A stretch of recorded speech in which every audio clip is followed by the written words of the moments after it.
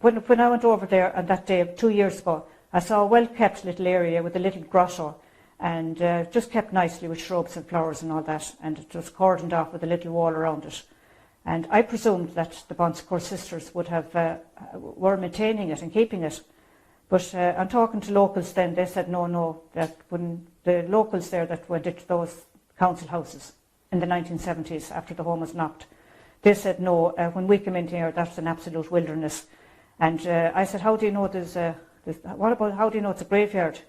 And they gave me the story then that there was tiny markers there was bits of stones left to indicate graves. No one in this house could be unmoved by the discovery of nearly 800 babies buried in a mass unmarked grave.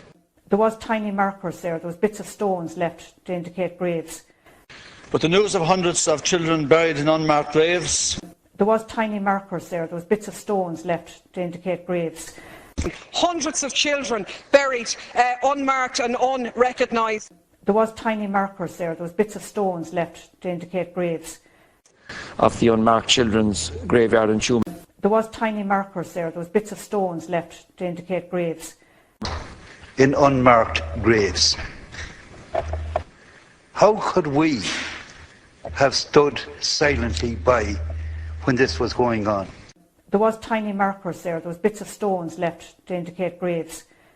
Is their only legacy a pile of bones lying discarded in an unmarked grave? Unmarked graves.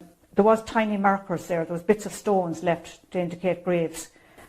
And were placed in a mass unmarked grave over a period of 5 decades. There was tiny markers there was bits of stones left to indicate graves.